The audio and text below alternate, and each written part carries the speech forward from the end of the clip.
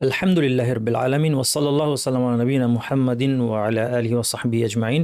আজকের আলোচনার প্রতিটি মিনিট অত্যন্ত গুরুত্বপূর্ণ, কেননা জাকাত সঠিকভাবে হিসাব করার পরেও আজকে যে মাসাইলগুলো আলোচনা হবে জাকাত আদায় সংক্রান্ত, এগুলো না জানলে আপনি জাকাত ঠিকভাবে দিতে পারবেন না।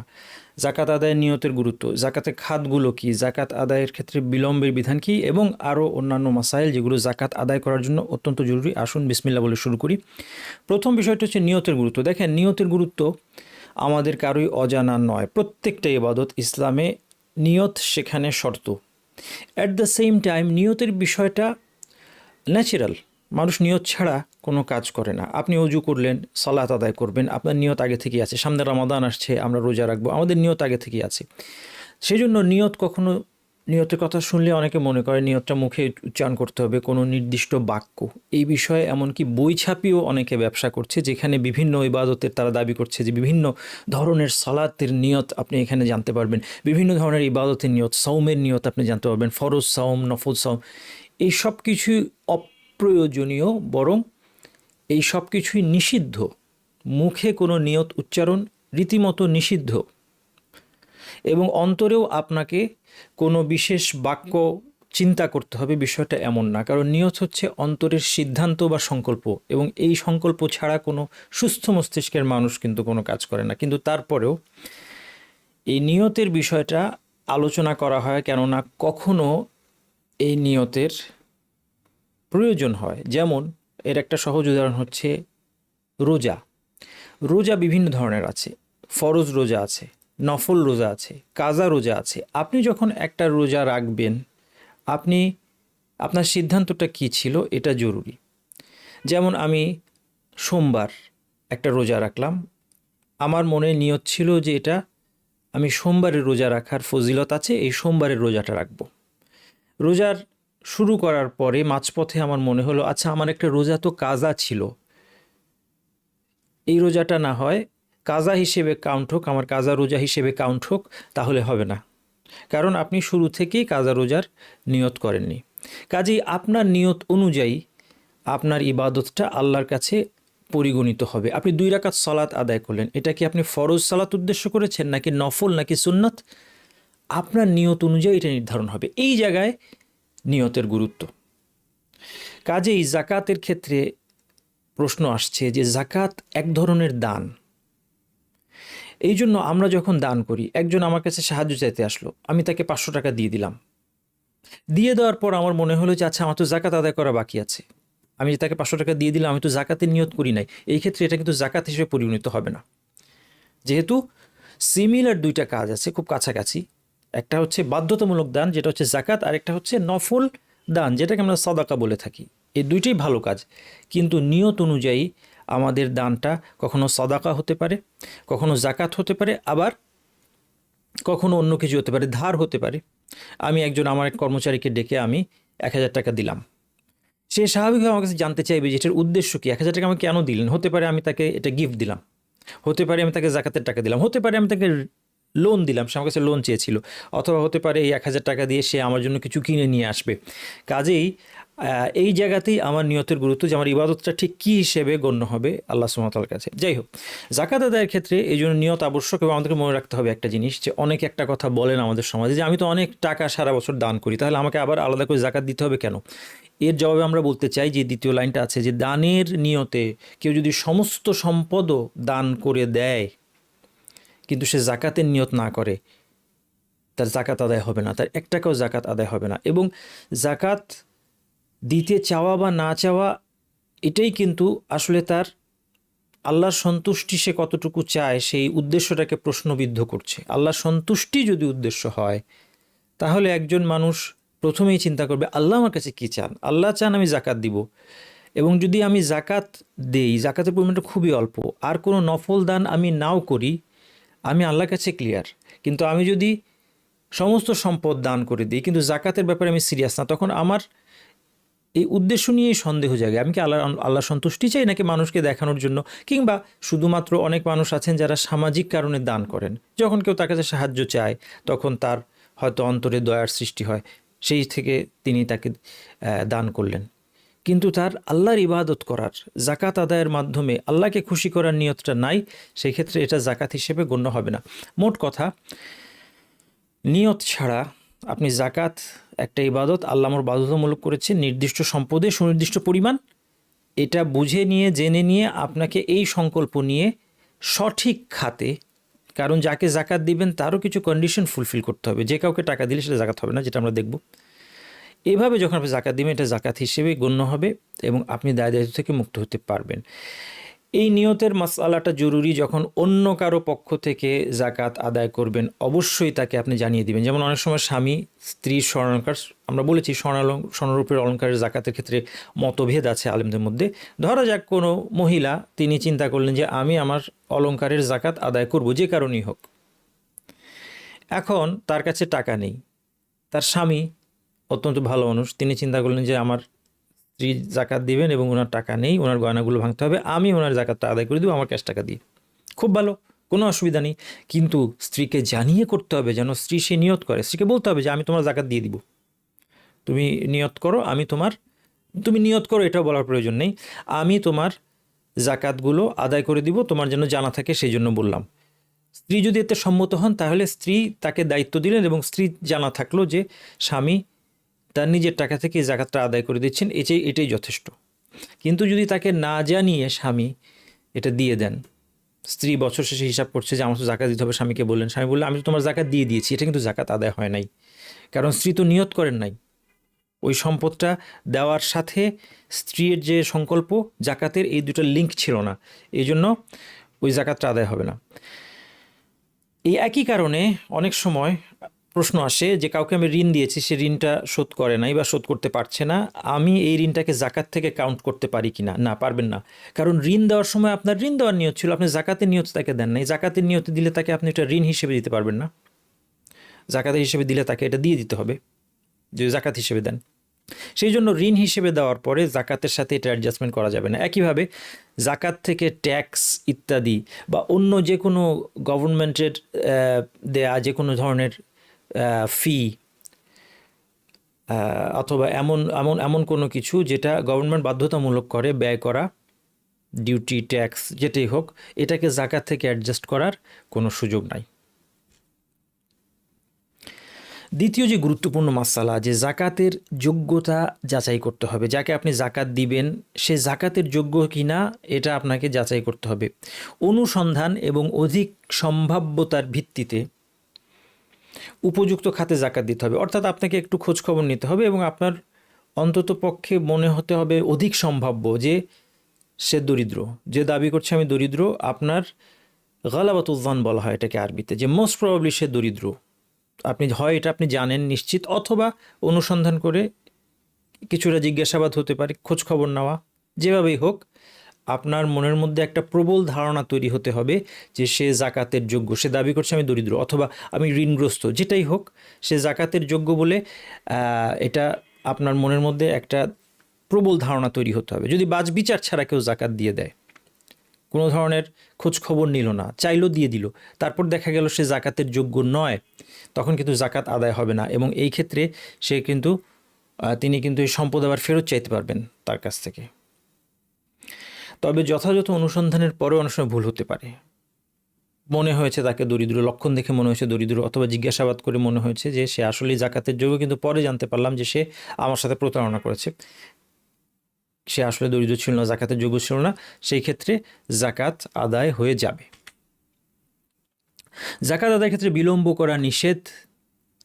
বিশেষ ক্ষেত্রে কিছুটা বিলম্ব করা যেতে পারে। এই কিছুটা বিলম্বের সর্বোচ্চ সীমা 1 বছর, সর্বোচ্চ 1 বছরের বেশি জাকাত বিলম্ব করা যাবে না, আলেমরা বলছেন। কারণ জাকাত একটা বাৎসরিক ইবাদত, 1 বছর পরে আবার জাকাত আদায়ের সময় চলে আসবে, কাজে 1 বছরের বেশি কোনোভাবেই ডিলে করা ঠিক হবে না।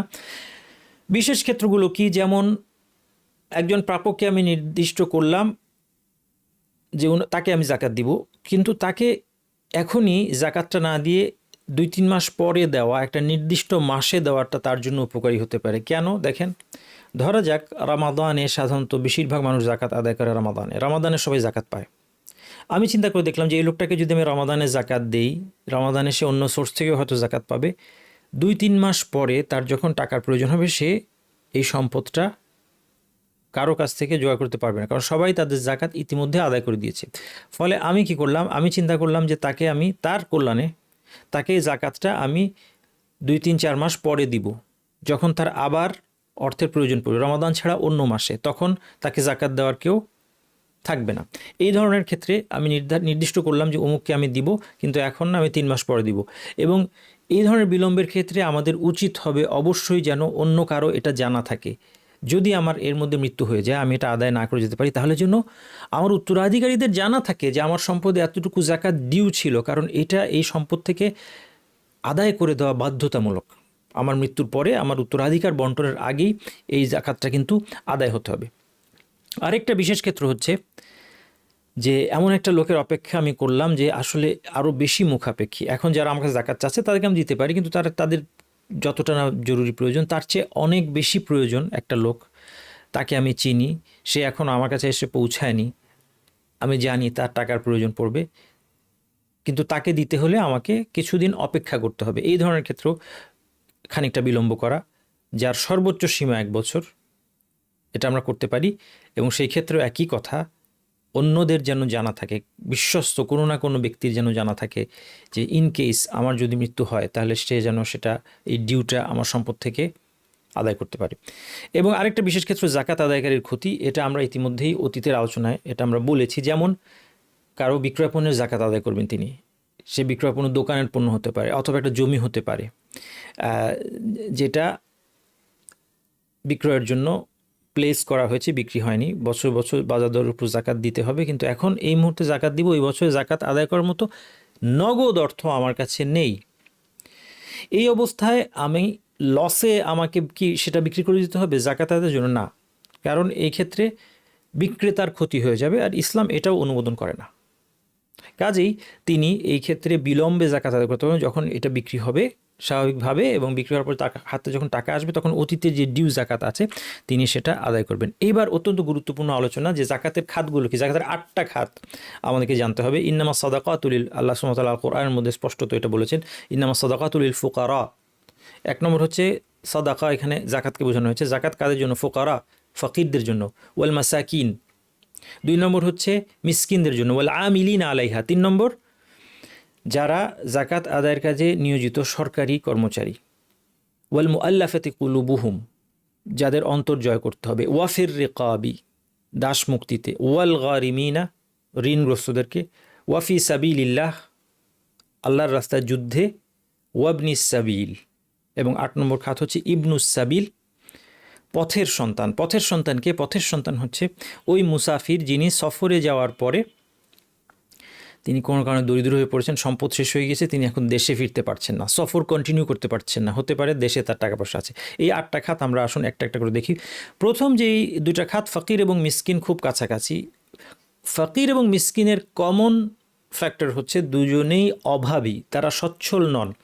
কিন্তু যিনি ফকির তিনি একদম হতদরিদ্র, যিনি মিসকিন তিনি সচ্ছলতা তুলনামূলকভাবে কাছাকাছি। এই জন্য এই দুজনের মধ্যে পার্থক্য করা হয়েছে।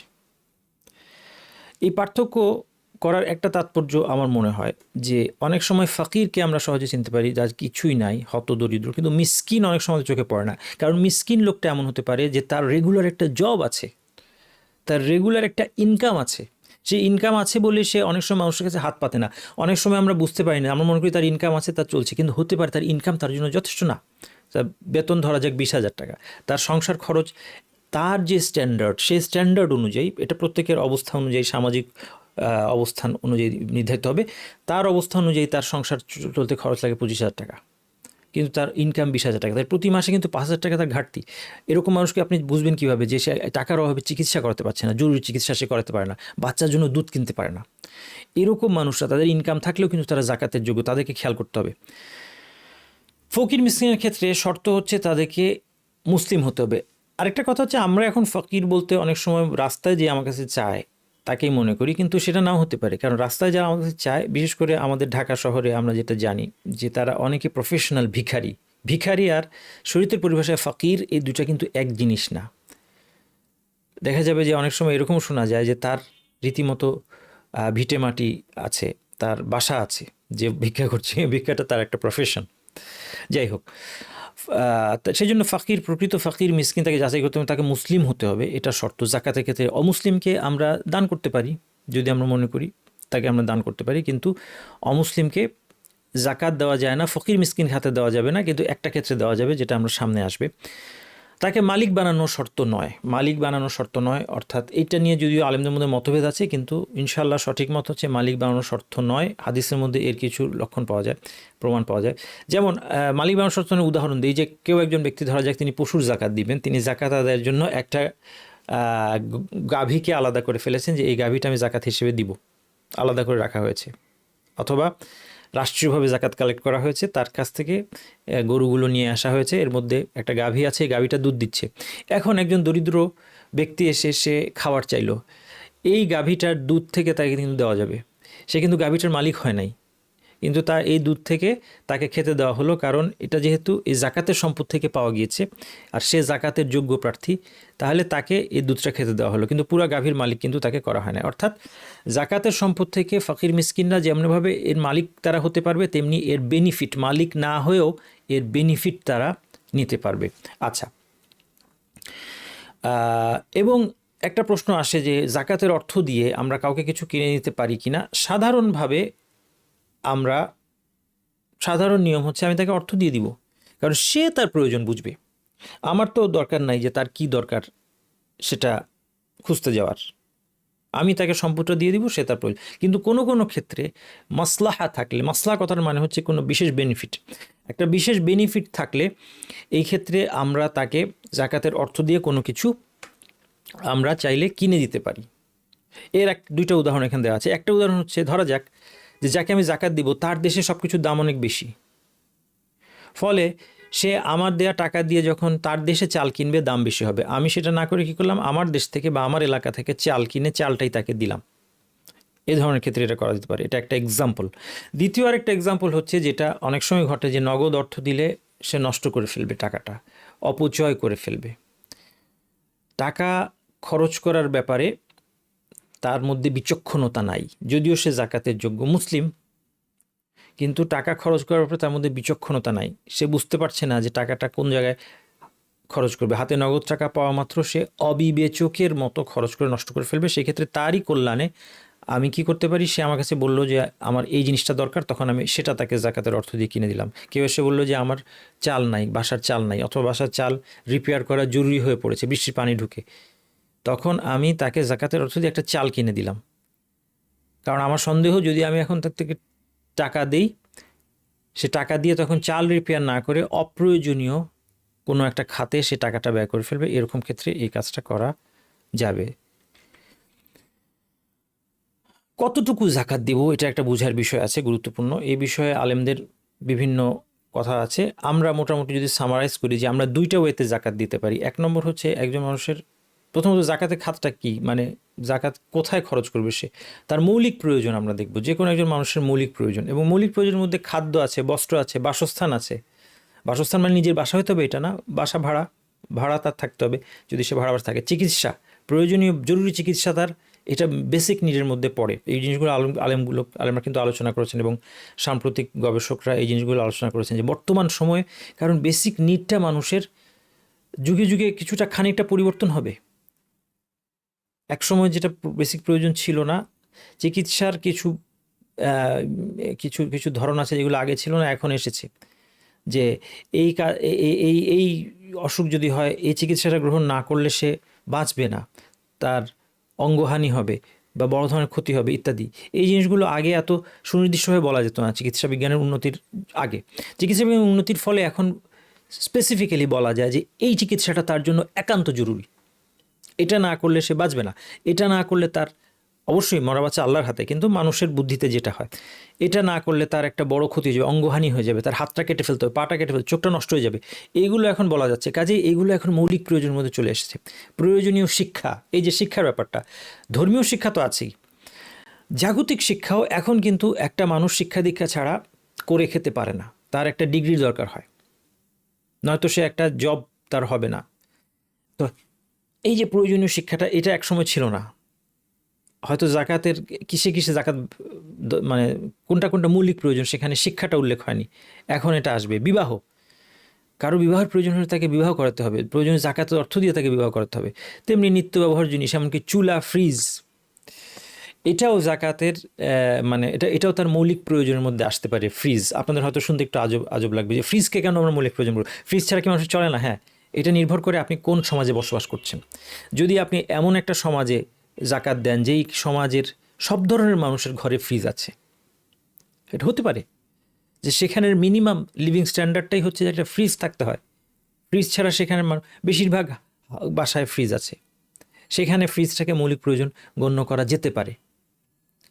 কিন্তু এমন কোনো হয়তো গ্রামাঞ্চল বা এমন কোনো সোসাইটি থাকতে পারে যেখানে ফ্রিজটা তাদের মৌলিক প্রয়োজন না, শতকরা 80% কোনো ফ্রিজ নাই, ফ্রিজ ছাড়া তারা যা আনে সেটাই খেয়ে ফেলে, তারা খুব একটা সঞ্চয় করে না, সংরক্ষণ করে না, সংরক্ষণ করার কোনো প্রয়োজন নাই, সেখানে কিন্তু ফ্রিজ জরুরি প্রয়োজন না। তাইলে এখানে ফ্রিজ লেখা আছে যদিও, কিন্তু আপনাকে সমাজের ব্যাকগ্রাউন্ড, তার সামাজিক ব্যাকগ্রাউন্ড দেখে বুঝতে হবে যে তার ফ্রিজটা তার মৌলিক প্রয়োজনের মধ্যে পড়ে কিনা। যদি পড়ে তাহলে জাকাত দিয়ে তাকে একটা ফ্রিজও দেওয়া যাবে। আচ্ছা, তাহলে এই সমস্ত বিষয় হচ্ছে মৌলিক প্রয়োজন। এখন কি করবেন জাকাত দেওয়ার জন্য? একটা মানুষের মৌলিক প্রয়োজনের মধ্যে যে শর্টেজটা আছে সেই শর্টেজটা 1 বছরের জন্য আপনি দিয়ে দিলেন। এটা হচ্ছে জাকাতের সর্বোচ্চ পরিমাণ। এটা জাকাত আদায়ের একটা উপায়। কীরকম? একজন লোকের, যেটা একটু আগে উদাহরণ দিলাম, যে 20,000 টাকা তার ধরা যাক রোজগার, মাসে রোজগার হয়, কিন্তু তার সচ্ছলভাবে চলতে গেলে 25,000 টাকা হলে সে সচ্ছলভাবে চলতে পারে। 20,000 টাকা দিয়ে তার কিছু না কিছু অভাব, কিছু না কিছু প্রয়োজন, মৌলিক প্রয়োজন অপূর্ণ থেকে যায়। সেটা সে ঠিকমতো খেতে পারুক বা না পারুক, অথবা অন্য কোনো একটা সমস্যা যেটা তার মৌলিক প্রয়োজনের মধ্যে পড়ে, এটা থেকে যাচ্ছে। কত? মাসে 5,000 টাকা শর্টেজ। তাহলে সর্বোচ্চ তাকে জাকাত দিব বছরে 5 × 60,000 টাকা। 1 বছরে তার প্রয়োজন তাহলে পূর্ণ হয়ে যাবে। 60,000 টাকা আমি দিব। এর বেশি না দেওয়া, যেহেতু জাকাত বাৎসরিক আদায় হবে, এর বেশি না দেওয়া, এটা একটা রেকমেন্ডেশন, এটা জাকাত আদায়ের একটা ওয়ে। 2 নম্বর হচ্ছে যে ধরা যাক একজন, তাকে একটা রোজগারের একটা ব্যবস্থা করে দিলে সে আর মানুষের কাছে হাত পাতবে না, তখন সেই ব্যবস্থা করে দেওয়ার জন্য প্রয়োজনীয় অর্থ আমি ব্যয় করতে পারি। যেমন একজন লোককে একটা রিক্সা কিনে দিলাম, 2টা রিক্সা কিনে দিলাম।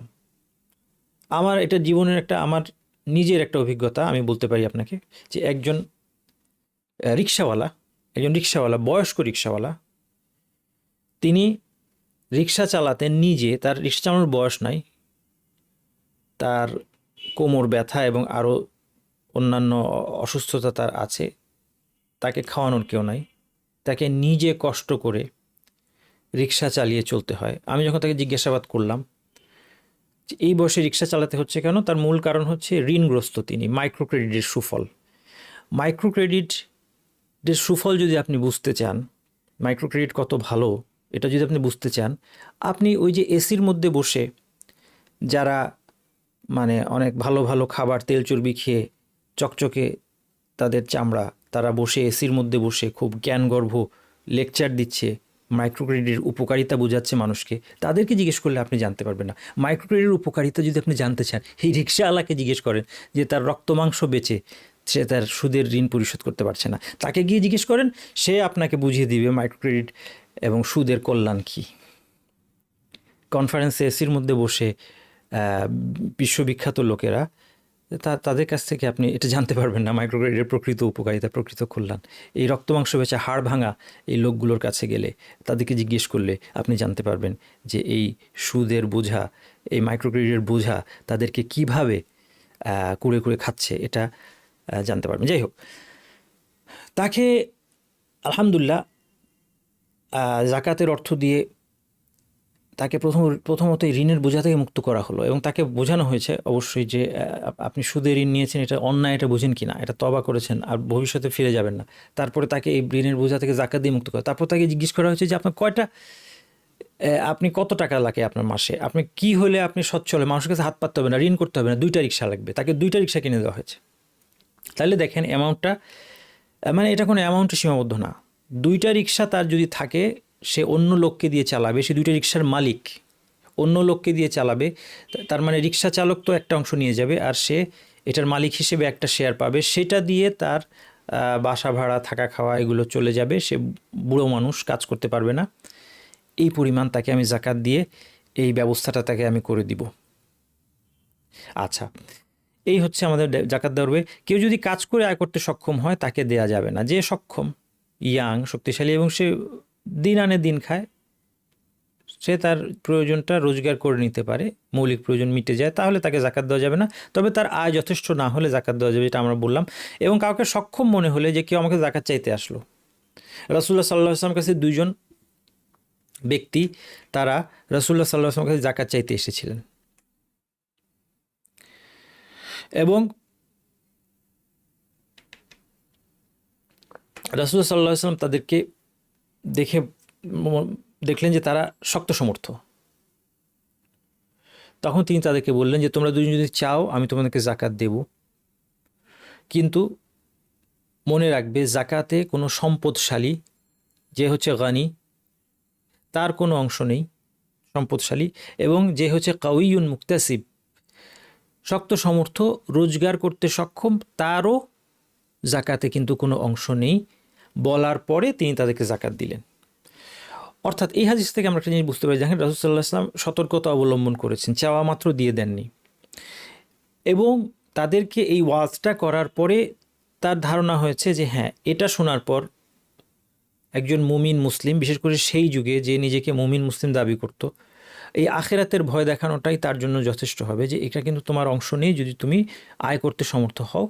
এটার পরে সেই যুগে কোনো মুমিন মুসলিম সে এই জাকাতের অর্থটা নিবে না। আজকের যুগে অবশ্য ভিন্ন কথা, আজকের যুগে আরেকটু বাড়তি অনুসন্ধানের প্রয়োজন পড়তেও পারে, কারণ এখন যদি মানুষ মানে দিন বিক্রি করে দিবে, যে কোনো স্বল্প মূল্যেতে তার দিন বিক্রি করে দিবে, মিথ্যা কথা সমানে বলবে যে সে জাকাতের যোগ্য, এখনকার যুগে হ্যাঁ বলতে পারে।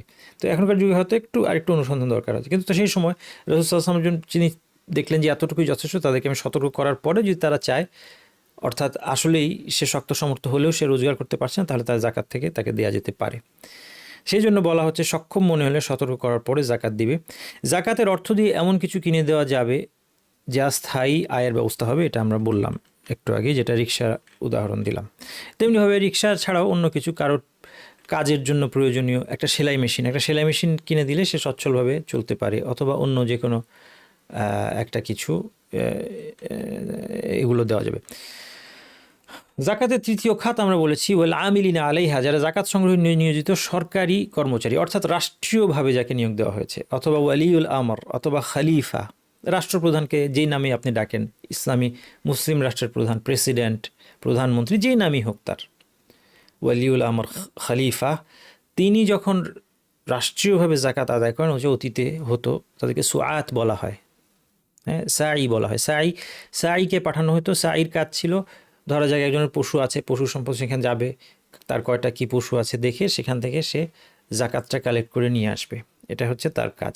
এই ধরনের, এবং এই কাজের জন্য অনেক সময় এই কাজে আরও অন্যান্য ধরনের লোক নিযুক্ত থাকবে। যেমন খেজুরের ক্ষেত্রে অনেক সময় খেজুর পাকা শুরু হলে জাকাতের সময় হয়ে যায়, তখন গিয়ে যিনি জাকাত সংগ্রহকারী সাথে করে একটা লোক নিয়ে যান, তাকে খারিস বলা হয়। সে হচ্ছে কি করবে, সে ওই গাছের খেজুরটা দেখে, সতেজ খেজুরটা দেখে আন্দাজ করবে যে এটা শুকানোর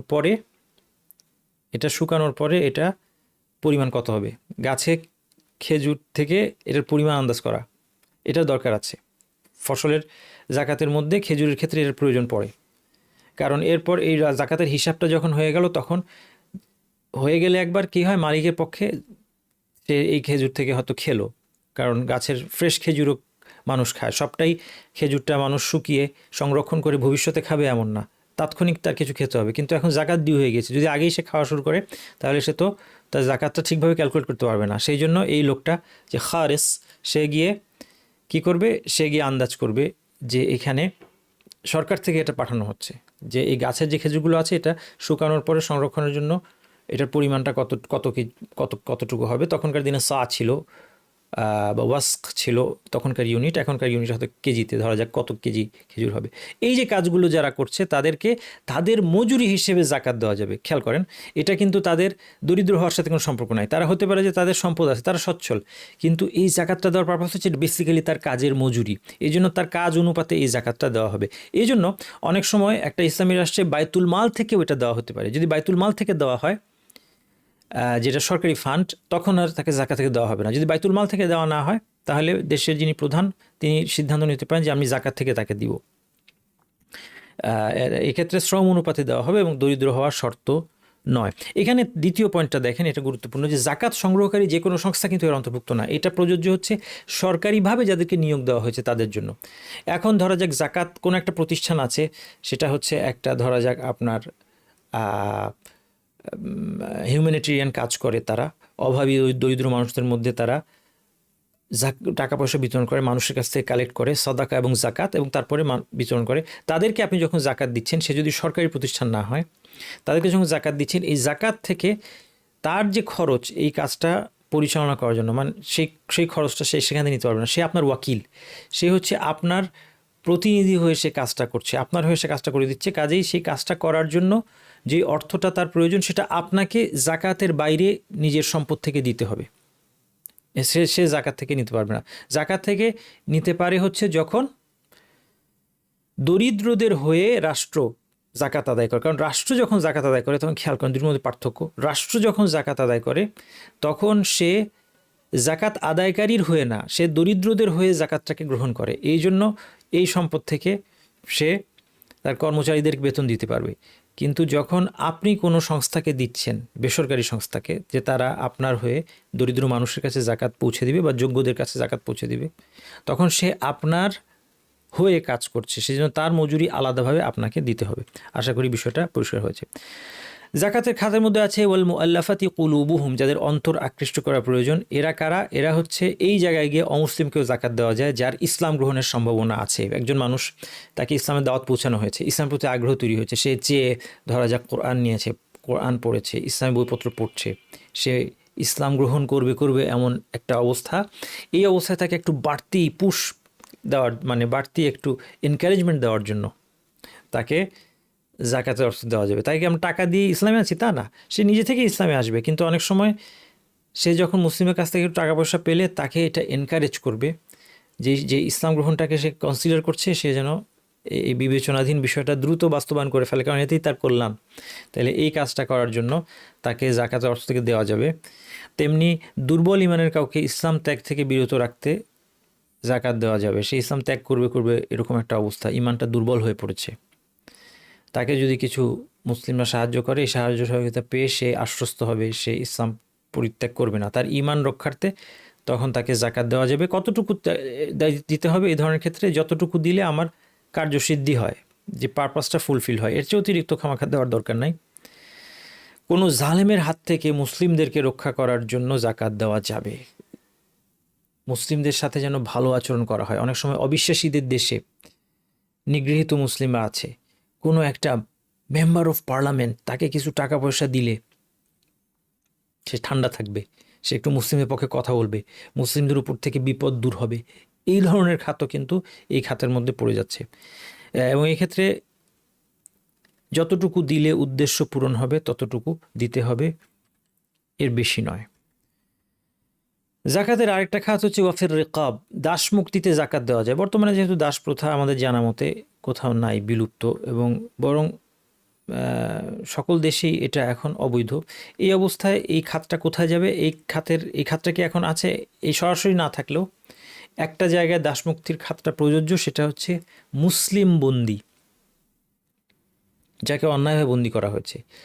অন্যায়ভাবে কোনো মুসলিমকে যদি বন্দী করা হয়, তাকে এই বন্দি দশা থেকে, এই বন্দি দশাটা একটা দাসত্বের মতো, এই জন্য আলেমরা বলছেন বর্তমান সময় যে এই বন্দি দশা থেকে তাকে মুক্ত করার জন্য জাকাতের অর্থ ব্যয় করা যাবে।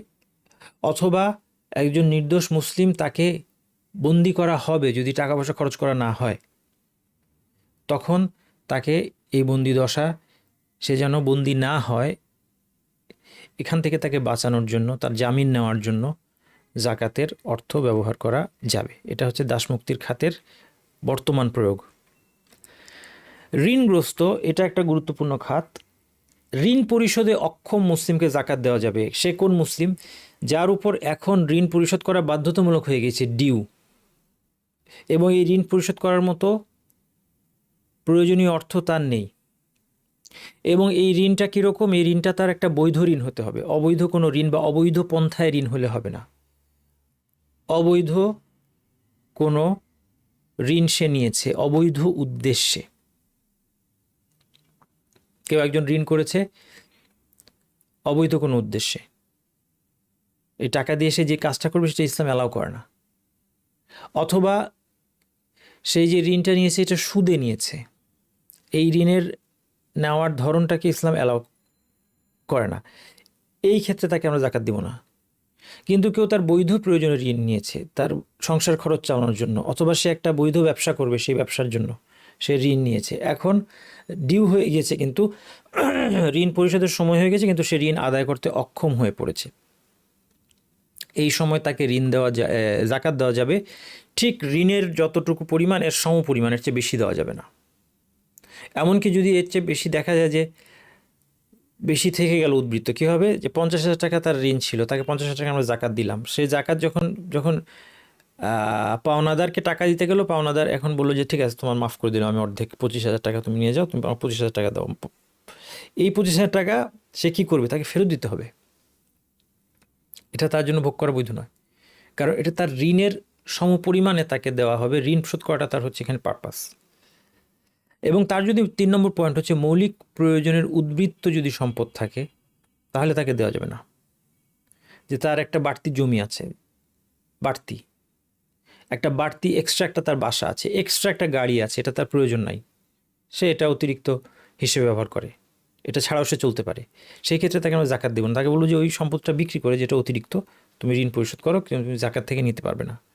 ঋণ যদি বিলম্বিত হয়, এখন অনেক সময় ঋণ হয় কিস্তিতে, 5 বছর 10 বছর 2 বছরের কিস্তি, মাসে মাসে সে তার বেতন থেকে ঋণ পরিশোধ করতে সক্ষম, এরকম ঋণগ্রস্তকে কিন্তু জাকাত দিব না আমরা। সে ঋণ পরিশোধ করতে সক্ষম, কারণ সে মাসে মাসে 5,000 টাকা করে ধরা যাক তাকে ঋণ শোধ করতে হবে, তার উপর কোনো প্রেশার নাই, সে যতক্ষণ এটা পারছে, এটা যদি তার অ্যাবিলিটির মধ্যে থাকে তাহলে তাকে আমরা জাকাত দেব না। যদি সেটাতে সে কখনো অক্ষম হয়ে যায়, তার কিস্তির সময় চলে আসছে, সে দিতে পারছে না এবং তার দিতে পারবেও না, এই অবস্থা তার নাই, উদ্বৃত্ত সম্পদ নাই, সেই ক্ষেত্রে তাকে দেওয়া যেতে পারে।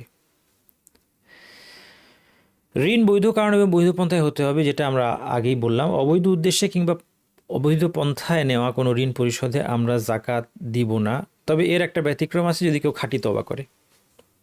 যেমন আমি আপনাদেরকে রিকশাওয়ালা যার উদাহরণ দিয়েছিলাম, তিনি অবৈধ ঋণ করেছিলেন, সুদের ঋণ, কিন্তু তিনি সেই ঋণ থেকে তওবা করেছেন এবং তার সাথে এটা আলাপ করা হয়েছে, তিনি বুঝতে পেরেছেন যে আমি এটা ভুল করছি, আমি এটা করবো না। এবং যেহেতু তিনি নামাজি মানুষ, তিনি ধার্মিক মানুষ ছিলেন, ধার্মিক মানুষ অনেক সময় ভুল করে, অনেক সময় চাপের মুখে তিনি ভুল করে ফেলে, সে জানে যে এটা নিষেধ, আর সে ফিরে যাবে না, তওবা করেছে, তখনও কিন্তু তাকে ঋণ থেকে বাঁচতে হবে। সুদী ঋণ হলেও এই অবস্থায় তাকে বাঁচাতে হবে। যদি দেখেন যে সে সিনসিয়ারলি তওবা করেছে, আপনার মনে হচ্ছে সে সিনসিয়ারলি তওবা করেছে, আর ফিরে যাবে না, এটা কোনো আপনার সাথে কোনো চালাকি করছে না সে, যে আচ্ছা এখন এটা শোধ হয়ে যাক আবার আমি সুদে ঋণ নিব, না, এরকম না। এই ক্ষেত্রে তো তাকে ঋণের বোঝা থেকে মুক্ত করার জন্য তাকে ঋণ দেওয়া যাবে, যেহেতু তার ঋণ শোধ করার অপর কোনো উৎস নাই।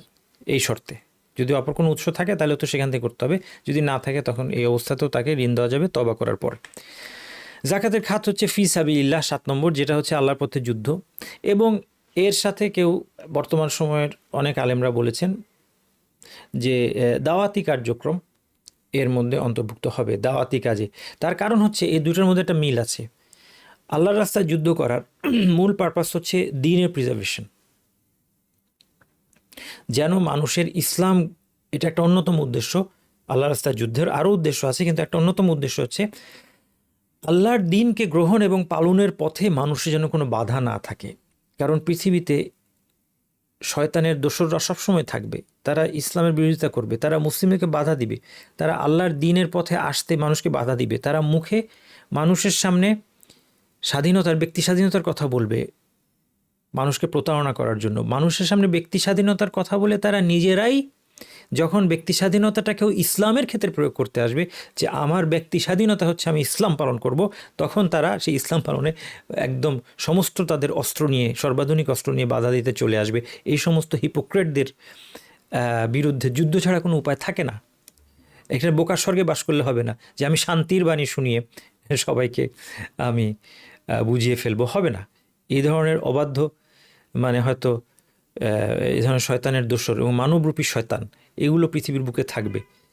তারা যেন মানুষের ইসলাম গ্রহণের পথে প্রকৃত ব্যক্তি স্বাধীনতার পথে কোনো বাধা হয়ে না দাঁড়ায়, সেই জন্যই যুদ্ধটা করা হয়। আচ্ছা, তাহলে যদি দিনের স্বার্থেই এই যুদ্ধটা করা হয়, তাহলে দিনের দাওয়াতটা মানুষের কাছে পৌঁছানো এটাও সিমিলার কাজ। এই জন্য তারা বলছেন যে মানুষের কাছে ইসলামের বাণী পৌঁছানো বা মানুষকে দিন শিক্ষা দেওয়ার খাতে জাকাত দেওয়া যাবে। তবে এখানে জাকাতের মিসইউজ হওয়ার সম্ভাবনা আছে। এই জন্য আমার রেকমেন্ডেশন হচ্ছে, যদি এই খাতে দাওয়াতি কার্যক্রমের জন্য যে কেউ জাকাত চাইলে আমার রেকমেন্ডেশন না দেওয়া, কিন্তু যদি কোনো সুযোগ্য আলেম, নির্ভরযোগ্য, আপনার আস্থা আছে সেই আলেমের উপরে, তিনি তার নিজস্ব সংস্থা, সেই সংস্থার জন্য তিনি যদি জাকাত চান, যে আমার সংস্থা দাওয়াতি সংস্থা, এই সংস্থা কার্যক্রম পরিচালনার জন্য আমরা জাকাতও গ্রহণ করে থাকি শরীয়তের গাইডলাইন অনুযায়ী, তাহলে তাকে, সে আলেম আপনার কাছে নির্ভরযোগ্য হয়, তাকে আপনি জাকাত দেন। কিন্তু যে কাউকে যাকে তাকে সে এই খাতে জাকাত দিয়েন না, এটা আমার রিকমেন্ডেশন। সর্বশেষ খাত হচ্ছে ইবনুস সাবিল। ইবনুস সাবিল এমন মুসাফির যার সফর চালিয়ে যাওয়ার এবং দেশে ফেরার প্রয়োজনীয় অর্থ নেই। অর্থাৎ এটা বিশেষত অতীতে হতো, একজন মানুষ সফরে যাওয়ার পরে হয়তো তার কোনো কারণে সম্পদ শেষ হয়ে গেল, দেশে ফিরে আসতে পারছে না, অথবা সে আর সফরকে কন্টিনিউ করতে পারছে না, হয়তো তার দেশে টাকা আছে। আগেকার দিনে এটা বেশি হতো, এখন কম হয়, কারণ এখন ইলেকট্রনিক ট্রান্সফার, অনলাইন ট্রান্সফার, অনেক ধরনের টাকা আনানোর অনেক ধরনের ব্যবস্থা আছে, কিন্তু আগে এটা ছিল না। এখনও যদি কারো এমন অবস্থা হয় এবং সে তার সম্পদ দেশে আছে, সে এটা অ্যাক্সেস করতে পারছে না, অনলাইনেও আনাতে পারছে না, সে আটকা পড়ে গেছে, তখন তাকে জাকাতের অর্থ দিয়ে সাহায্য করা যাবে প্রয়োজনীয় পরিমাণে। যতটুকু টাকা দিলে সে দেশে ফিরে যেতে পারে, এমনকি যতটুকু টাকা দিলে সে তার বৈধ প্রয়োজনটা পূরণ করে, যদি তার সফরটা প্রয়োজনে হয়, ধরা যাক চিকিৎসার কারণে, তাহলে সফরটা তার শেষ করে দেশে ফিরে যাওয়ার জন্য যতটুকু টাকার তার দরকার, সেটা তাকে জাকাত থেকে দেয়া যাবে। কিন্তু তার সফরটা যদি প্রয়োজনীয় না হয়, যেমন কেউ বেড়াতে গিয়েছে, বেড়াতে গিয়ে সে বিপদে পড়ে গিয়েছে, তাকে দেশে ফেরত পাঠানো দরকার, তখন শুধু দেশে ফেরত যাওয়ার টাকাটা আমরা তাকে দিব, বেড়ানোটা কমপ্লিট করার, কারণ সেটা জরুরি না, সেই টাকাটা জাকাত থেকে দেওয়া হবে না। আর অবৈধ হলে তাকে দেওয়া যাবে না। লাস ভেগাসে গেল একজন জুয়া খেলার জন্য, সেখানে জুয়া খেলে নিঃস্ব হয়ে গেছে, এখন সে কান্নাকাটি করছে যে আমার দেশে ফিরে যাওয়ার টাকা দেন। সেখানকার মুসলিমরা, সেখানে মুসলিম থাকবে কেন, সেটা একটা প্রশ্ন আপনারা করতে পারেন, সেই বিতর্কে আপাতত গেলাম না। ধরলাম যে সেখানে কোনো কারণেই হোক মুসলিমরা আছে, তারা চিন্তা করলো যে আমরা তাকে জাকাত দিয়ে দেশে পাঠাবো। এটা করবে না, কারণ সে একটা খারাপ কাজে আসছে এখানে। আনলেস সে জেনুইন তওবা করে, যে এখন অনেক সময় মানুষ জীবনে ধাক্কা খেয়ে কী হয়, ইসলামে ফিরে আসে। সে যখন জুয়া খেলে নিঃস্ব হয়ে গেল, সে এখন ইসলামে ফিরে আসছে, সে তওবা করে ফেলেছে যে আর কোনদিন খারাপ কাজ করবো না, যদি আল্লাহ আমাকে বিপদ থেকে উদ্ধার করেন আমি দেশে ফিরে যাবো, একজন ভালো মুসলিমের মতো জীবনযাপন করব, এসব খারাপ কাজে আর জড়াবো না। তখন তাকে আবার জাকাত দিয়ে দেশে পাঠানো যাবে, যদি তার অর্থ না থাকে।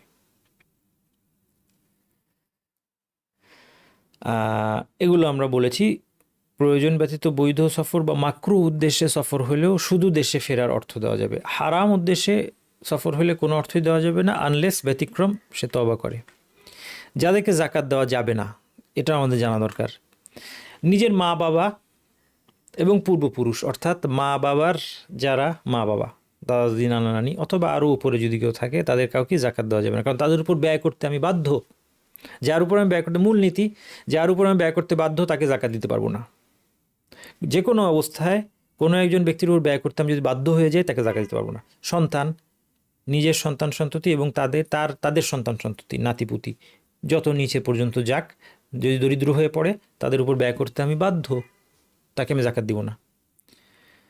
আচ্ছা, অন্যান্য নিকটাত্মীয়, ভাই বোন, চাচা মামা, খালা ফুপু ইত্যাদি, তাদেরকে জাকাত দেওয়া যাবে, তবে কন্ডিশন হচ্ছে যদি তার উপর ব্যয় বাধ্যতামূলক না হয়। ব্যয় বাধ্যতামূলক কখন হয় এই ধরনের আত্মীয়? তাহলে মনে রাখবে যে বাবা মা এবং তাদের ঊর্ধ্বে যারা আছে, আর সন্তান এবং সন্তানদের নিচে যারা আছে, এদের উপর ব্যয় করা সবসময় বাধ্য। কিন্তু অন্যান্য উত্তরাধিকারী যারা, অন্যান্য আত্মীয় যারা, তাদের ক্ষেত্রে দেখতে হবে যে আমি তার উত্তরাধিকারী হব কিনা এখন সে মারা গেলে। ধরা যাক আমার একজন ভাই আছেন, আপন ভাই, এই ভাই তার সন্তান সন্ততি আছে, সে মারা গেলে আমি তার সম্পত্তি পাবো না, কাজে আমি তাকে জাকাত দিতে পারি। কিন্তু এমন যদি অবস্থা হয় যে এখন তিনি মারা গেলে, সে ভাই মারা গেলে উত্তরাধিকারের নিয়মে আমি তার উত্তরাধিকারী হব। এই ঘটনাটা কখন হয় এটা জানতে হলে আমাদের উত্তরাধিকার সঙ্গে বিস্তারিত পড়তে হবে, সেটা আলাদা কোর্সের বিষয়। আপাতত আমরা এটা চিন্তা করি যে আমার ভাই আছে, ধরা যাক 5 ভাই, এভাবে চিন্তা করেন 5 ভাই, তার মধ্যে এক ভাই দরিদ্র, এবং এমন একটা অবস্থা যে এই ভাই মারা গেলে এই বাকি 4 ভাই তার উত্তরাধিকারী হবে। তাহলে এই ভাইটা, দরিদ্র ভাইটার ভরণ পোষণ দেওয়া এখন এই 4 ভাইয়ের উপর বাধ্যতামূলক। তাইলে এই 4 ভাই তাকে জাকাত দিতে পারবে না। 5 ভাই ছিলেন, তার মধ্যে এক ভাই দরিদ্র, বাকি 4 ভাই সচ্ছল, এবং অবস্থা এমন যে এই ভাইটা মারা গেলে এখন উত্তরাধিকারী হবেন এই 4 ভাই। তাহলে তারা তাকে জাকাত দিতে পারবে না। তারা কি করবেন? তাদের সম্পদ থেকে তার ভরণ পোষণ দিতে হবে। যদি এই ভাইয়ের ধরা যাক 4 লাখ টাকা লাগে বছরে, তাহলে প্রত্যেকের দায়িত্ব 1 লাখ টাকা করে তাকে দেওয়া নিজেদের সম্পদ থেকে, জাকাত থেকে না। কারণ ভাই 4 জন, তার প্রয়োজন 4 লাখ বাৎসরিক, 1 লাখ করে সবাই দিবেন বাৎসরিক, তাকে বাধ্যতামূলক, কারণ এই 4 জন তার উত্তরাধিকারী। আচ্ছা, উত্তরাধিকার মানে মারা গেলে তারা উত্তরাধিকার পাবেন। এখন এই 4 ভাইয়ের মধ্যে 3 ভাই টাকা দেয় না, তাদের আখিরাতের ভয় নাই, অথবা তারা এই মাসালা জানে না, এবং এই ভাই তাদেরকে কনভিন্স করতে পারে নাই। সে তার 1 লাখ টাকা তাকে দিল, 3 লাখ টাকা যে শর্টেজ আছে এটা আবার সে জাকাত থেকে এখন দিতে পারবে। কারণ এই ভাই যিনি তাকে দিচ্ছেন তিনি 1 লাখের বেশি দিতে বাধ্য না, কারণ ভাই তো 4 জন, তার প্রয়োজন 4 লাখ, 1 লাখের বেশি দিতে বাধ্য না। এই অবস্থায় 1 লাখ টাকা তিনি দিবেন নিজের পকেট থেকে, আর বাকি টাকা তিনি জাকাত থেকে চাইলে এখন দিতে পারেন। স্ত্রীকে জাকাত দেওয়া যাবে না, স্ত্রীর উপর ব্যয় করতে একজন মানুষ সবসময় বাধ্য। এটা কিন্তু একটা ইম্পর্টেন্ট চ্যাপ্টার, যে কাদের উপর ব্যয় করতে বাধ্য এবং এটার সিকোয়েন্স আছে। এটা মনে রাখতে হবে যে মা বাবার মর্যাদা কিন্তু অনেক বেশি, মা বাবার অধিকার স্ত্রীর অধিকার চেয়ে বেশি, কিন্তু যখন সংসারের ব্যয়ের প্রশ্ন আসে আলেমরা সিকোয়েন্স দাঁড় করিয়েছেন। সবচেয়ে আগে ব্যয় করতে হবে নিজের স্ত্রীর পিছনে, নিজের পিছনে 1 নম্বর, 2 নম্বর স্ত্রী। মা বাবার আগে স্ত্রী প্রাধান্য পাবে। স্ত্রীর ভরণ পোষণ দেওয়ার পর টাকা শেষ হয়ে গেলে, এমন যদি হয় তাহলে যে মা বাবা অভাবী, স্ত্রী অভাবী, কিন্তু দুজনকেই সে খাওয়াতে পারছে না, তখন আগে স্ত্রী প্রায়োরিটি পাবে। 2 নম্বরে তার দাস দাসী। এই জন্য ইসলামের দাস প্রথা নিয়ে অনেক কথা তুলে, মানে বর্তমান সময়ের যারা মানে সব দিক থেকে সবচেয়ে অসভ্য জাতিগুলো, সবচেয়ে বর্বর জাতি, এরা বর্বর। এদের মধ্যে দাস প্রথা ছিল, খুব জঘন্য ধরনের দাস প্রথা। তারা ওইটাকেই চাপিয়ে দেয় মুসলিমদের উপরে, যে মুসলিমরা দেখো তারা দাস প্রথা মুসলিমদের মধ্যে ছিল, এবং ইসলাম এটাকে মানে নিষেধ করে দেয় নাই যে দাস রাখা যাবে না, দাসী রাখা যাবে না, নিষেধ করে দেয় নাই। ইসলাম আসার পর দাসী রাখা যাবে না, কোনো নিষেধ করে দেওয়া হয় নাই। আমি বলবো যে হে বর্বর অসভ্য জাতিরা, তোমাদের দেশে, তোমাদের সমাজে একটা স্বাধীন মানুষ হওয়ার চেয়ে ইসলামে আমার একটা দাস হওয়া অনেক ভালো। আমি যদি ইসলামে একজন দাস হই, একজন মুসলিম মুমিনের আন্ডারে যে আল্লাহকে ভয় করে, তাহলে আমি অনেক সৌভাগ্যবান। তোমাদের ওখানে স্বাধীন মানুষ হওয়ার চেয়ে এর অধিকার অনেক বেশি, এই দাস দাসীর অধিকার অনেক বেশি। মনে রাখতে হবে সে মুসলিম মুমিনের দাস দাসী যে আল্লাহকে ভয় করে। এই জন্য ইসলামে দাস দাসীর যে প্রতি যেভাবে সুন্দরভাবে সাহাবীদের থেকে শুরু করে মুসলিমরা আচরণ করেছে, কেউ ব্যতিক্রম, কেউ যদি দাস দাসীর সাথে খারাপ ব্যবহার করে থাকে কখনো সেটা তার ব্যক্তিগত, কিন্তু সাহাবীদের কাছে এবং যারা ইসলাম পালন করেছে তাদের কাছে দাস দাসীরা যেই রাজার হালে ছিল, যেরকম ট্রিটমেন্ট পেয়েছে, এটা দেখলে আপনি এখন এই যুগে আপনি বলবেন যে আমার এই শতাব্দীতে এসে একজন স্বাধীন মানুষ হওয়ার চেয়ে আমি ওই একজন সাহাবীর আন্ডারে একজন দাস দাসী থাকলে আমি কত ভালো থাকতাম। স্ত্রীর পর দাস দাসীর উপর ব্যয় করা বাধ্যতামূলক, মা বাবারও আগে। আচ্ছা, তাহলে যেটা বলছিলাম যে স্ত্রীকে জাকাত দেওয়া যাবে না, কারণ স্ত্রীর উপর ব্যয় করতে স্বামী বাধ্যতামূলক। এই যে যাদের কথা বলা হলো, মা বাবা, সন্তান সন্ততি, তার উপর বা নিচে যারা আছে, এবং স্ত্রী অথবা এমন আত্মীয় যে জাকাত দানকারী, তার উত্তরাধিকারী, এদের কারো উপর ব্যয় করার সামর্থ্য যদি না থাকে তখন আবার তাকে জাকাত দেওয়া যাবে। ধরা যাক একজন ব্যক্তি নিজের আর তার স্ত্রীর খরচ মিটিয়ে তার টাকা শেষ, কিন্তু তার কিছু জাকাত হয়, হতে পারে যেমন ধরা যাক তার ব্যাংকে একটা ডিপোজিট আছে, সেই ডিপোজিটের ইনকাম দিয়ে তার সংসার চলে, ফলে তাকে ডিপোজিট ভাঙতে বলা হবে না, কারণ এটা তার সংসার চলার জন্য জরুরি। কিন্তু সংসার চলার পর আর উদ্বৃত্ত কিছু থাকে না, কিন্তু ডিপোজিটের পরিমাণটা নিসাবের বেশি। ধরা যাক সে রোপের নিসাবে হিসাব করছে, ডিপোজিট 3 লাখ টাকার, তাহলে এই ডিপোজিটের উপর কিন্তু বছর শেষে জাকাত চলে আসবে। এই জাকাতটা সে দেখছে যে তার ঘরের সংসার খরচে দেওয়ার পরে তার মা বাবাকে দেওয়ার মতো কোনো টাকা নাই, শুধু জাকাতের টাকাটা আছে, এই জায়গায় সে জাকাত দিতে পারবে। মোট কথা, যাদের উপর সে ব্যয় করতে বাধ্য, তাদের উপর ব্যয় করার যদি নিজস্ব অর্থ তার না থাকে কিন্তু জাকাতের কোনো অর্থ থাকে, সেই ক্ষেত্রে সে তাদেরকে জাকাত দিতে পারবে। আরেকটা ক্ষেত্রে জাকাত দিতে পারবে যদি তারা ঋণ করে, কারণ তার ঋণ শোধ করতে সে বাধ্য না। যেমন সন্তান তার মা বাবার ঋণ শোধ করতে বাধ্য না, যদি না মা বাবা অভাবের কারণে ঋণ করেছে, অভাবের কারণে, এবং সন্তান তার প্রতি ব্যয় করে না বলে, সেটা আলাদা, তখন তো সে ব্যয় করতে বাধ্য, সে তো গুনাহগার। কিন্তু যদি মা বাবা এক্সট্রা কোনো ঋণ করেছে, অথবা তার স্ত্রী কোনো ঋণ করেছে এক্সট্রা, এবং সেটা তাদের মৌলিক প্রয়োজন পূরণের জন্য সে খরচ দিচ্ছে না বলে করেছে, এরকম না, তখন সেই ঋণটা সে জাকাতের অর্থ দিয়ে শোধ করতে পারবে। এবং স্ত্রী তার স্বামীকে জাকাত দিতে পারবে। এই প্রশ্ন অনেক সময় আসে, অনেক সময় দেখা যায় যে একজন স্ত্রী তার অনেক গয়নাগাটি স্বর্ণালঙ্কার আছে, এই ধরনের প্রশ্ন কিছুদিন আগে আমার কাছে এসেছিল, যে তিনি এখন তার স্বামী দরিদ্র হয়ে পড়েছেন, এখন তিনি তার জাকাতটা স্বামীকে দিতে পারবেন কিনা, যদিও ইখতিলাফি মাসালা, কিন্তু আমরা যে মতটা এখানে সমর্থন করছি সেটা হচ্ছে তিনি স্বামীকে জাকাত দিতে পারবেন, কারণ স্বামীর উপর ব্যয় করতে তিনি বাধ্য না। জাকাতের বিবিধ মাসাইল। এমন পাপাচারীকে জাকাত দেওয়া যাবে না যা তাকে পাপে সাহায্য করবে। যদি জানা যায় যে জাকাতের টাকা দিয়ে সে কি করবে, ড্রাগ অ্যাডিক্ট, সে ড্রাগ নিবে, জাকাতের টাকা দিয়ে জুয়া খেলবে, তাহলে অবশ্যই সেখানে জাকাতের টাকা আমরা দিব না। জাকাতের টাকা যদি নষ্ট করবে এটা জানা থাকে, জাকাতের টাকা দিব না। জাকাত দেওয়ার মতো অর্থ না থাকলে ঋণ করা বাধ্যতামূলক নয়, যেটা আমরা বলেছি যে ঋণ করে জাকাত দিতে হয় এমন না, অর্থ নাই, অপেক্ষা করবে, যখন হাতে অর্থ আসবে তখন বকেয়া জাকাত আদায় করবে। জাকাত জানিয়ে দেওয়া জরুরি নয়, বরং না জানিয়ে দেওয়া উত্তম। কিন্তু যদি না জানিয়ে দেওয়া যায়, না জানিয়ে দেওয়া উত্তম, সে লজ্জা পেল না। কিন্তু একটা ক্ষেত্রে ব্যতিক্রম, যদি জানা থাকে যে কেউ এমন একজন ব্যক্তি সে জাকাত জানলে সে নিবে না, সে জাকাত খায় না আত্মসম্মান বোধের কারণে, তখন তাকে আমি জোর করে জাকাত খাবো না, না জানিয়ে। তখন তাকে যদি দিতে হয় জিজ্ঞেস করবো যে ভাই আমার কাছে জাকাতের টাকা আছে, আপনার সাহায্যের প্রয়োজন, আপনি জাকাতের টাকা থেকে নিতে চান কিনা, আপনার চয়েস।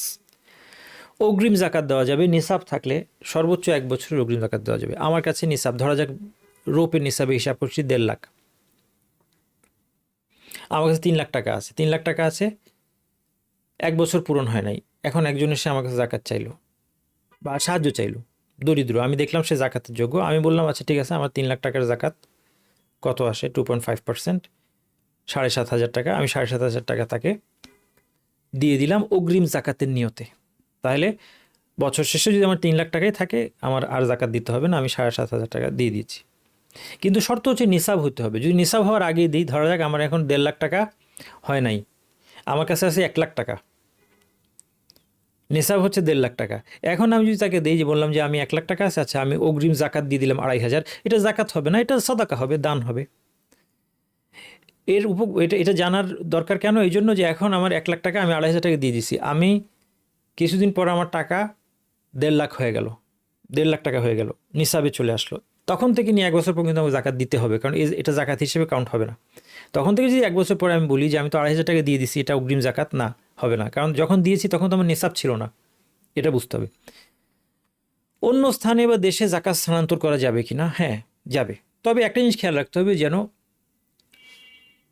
জাকাত আদায়কারী যেই দেশে যেই জায়গায় আছেন সেই জায়গার প্রয়োজন যেন ব্যাহত না হয়, কারণ এটা তো স্বাভাবিক প্রক্রিয়া না। যদি আমি জাকাত দিব, আমার আশেপাশে জাকাতের প্রয়োজন অনেক বেশি, তাদেরকে আমি জাকাত না দিয়ে আমি অন্য দেশে পাঠিয়ে দিলাম, অন্য দেশ থেকে তো জাকাত আমার কাছে এখানে আসবে না, তাহলে এদের অভাব মিটবে কীভাবে? তাহলে এটা সেই অবস্থায় করা যাবে না। কিন্তু যেখানে যে এরকম কোনো প্রেসিং নিড নাই, এই জায়গায় জাকাতের সেরকম প্রয়োজন নাই, এবং এটা সাধারণত ঘটে কখন, আমাদের আত্মীয়স্বজন যারা অবিশ্বাসী দেশে থাকেন, তারা জাকাত দেওয়ার ক্ষেত্রে তারা যেটা দেখেন যে ওই দেশে জাকাতের প্রয়োজন নাই, অথবা সেই দেশে অবিশ্বাসীদেরকে জাকাত দেওয়া যাবে না, অথবা মুসলিম দেশ হলেও দেখা যাচ্ছে যে সেখানে এভাবে জাকাত দেওয়ার উপায় নেই, সরকারিভাবে জাকাত আদায় হয়, অনেক মুসলিম দেশে সরকারিভাবে জাকাত আদায় হয়, অথবা জাকাত দেওয়ার মতো লোক চেনা পরিচিত সেখানে যথেষ্ট পরিমাণ নেই, এই ধরনের ক্ষেত্রে, অথবা দেশের মানুষের বেশি প্রয়োজন, এই ধরনের ক্ষেত্রে অবশ্যই সে জাকাত দেওয়ার লোক পাচ্ছে না, অথবা দেশে বেশি প্রয়োজন, হ্যাঁ, এই ধরনের ক্ষেত্রে অবশ্যই সে নিজের দেশে তার জাকাতের টাকা স্থানান্তর করতে কোনো বাধা নাই। মোট কথা, জাকাত মুসলিমদেরকে দিতে হবে, এটা হচ্ছে মূল শর্ত। আমার দেশের মানুষকে দিতে হবে এটা মূল শর্ত না, কিন্তু যেন আমার ইমিডিয়েট, আমার আশেপাশে যারা আছে তাদের প্রয়োজন ব্যাহত করে আমি যেন অন্য কোনো দেশে জাকাত না দিই। আমাদের এই পর্যন্ত আলোচনা। আল্লাহ সুবহানাহু ওয়া তাআলা এই বিষয়গুলো বোঝার এবং আমার তৌফিক দান করুন। সুবহানাকাল্লাহুম্মা ওয়া বিহামদিকা আশহাদু আল্লা ইলাহা ইল্লা আনতা আস্তাগফিরুকা ওয়া আতুবু ইলাইক।